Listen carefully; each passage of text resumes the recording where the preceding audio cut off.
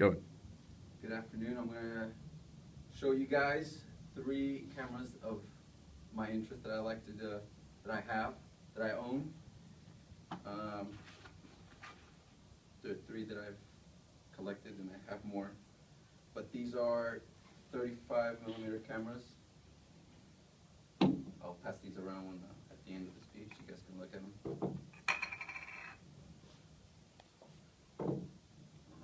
I'm going to demonstrate or inform you guys of the features that they have. So, the first camera is the Canon A1. It's my first camera that I bought.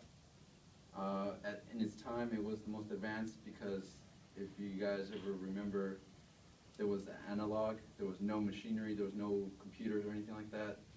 And this camera was the first camera that had a machine inside the body. Some of the features that I'm going to explain to you is it had auto program so that you don't have to really mess with the dials or the light exposures or anything like that. The camera does that by itself. Once you set it on program, which is, there's a P, I'll show you guys in a second.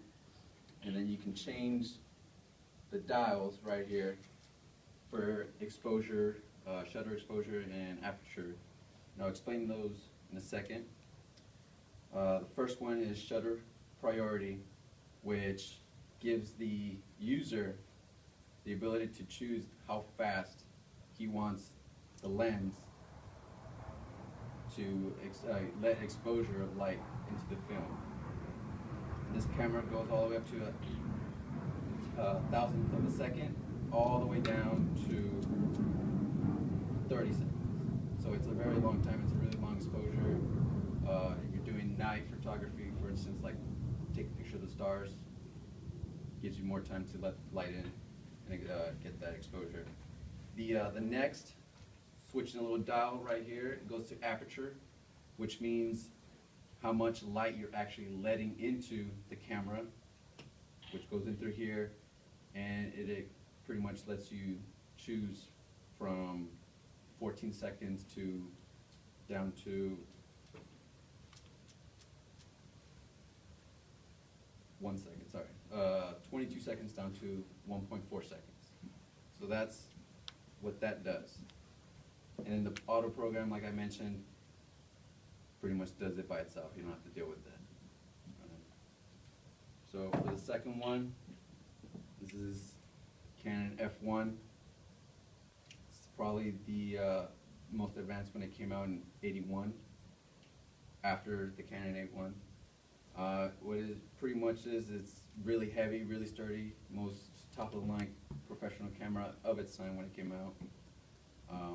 Also, it has a lot of features like shutter priority and aperture priority, which also, like I already explained, lets light in and lets speed in, and it has a auto programmed, so it does it by itself. This is a full electronic camera. I'll explain to you where the circuitry is. Once you take this off,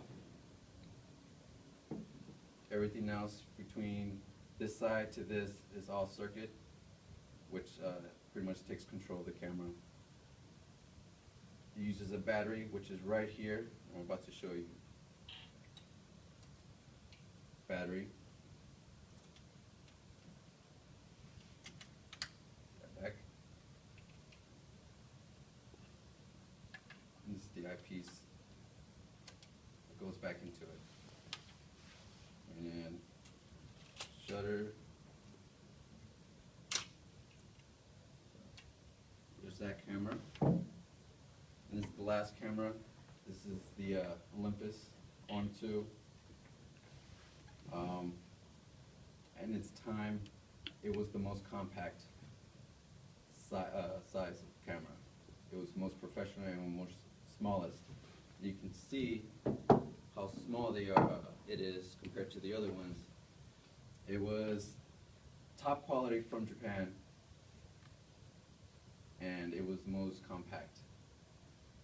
Also, this camera features auto, which is aperture, and then the manual, which gives the user full control of the camera, so you don't have to if you want, for instance,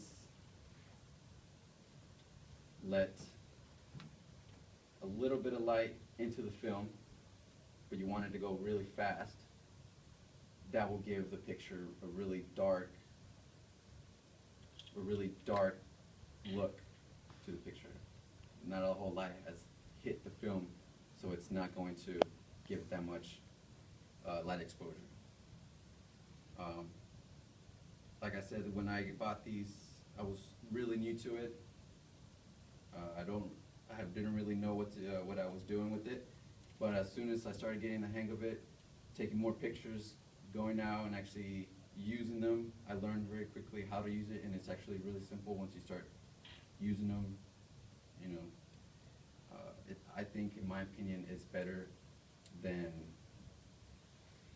digital cameras, just for the look, the feel, and for the pretty much the aesthetic of it.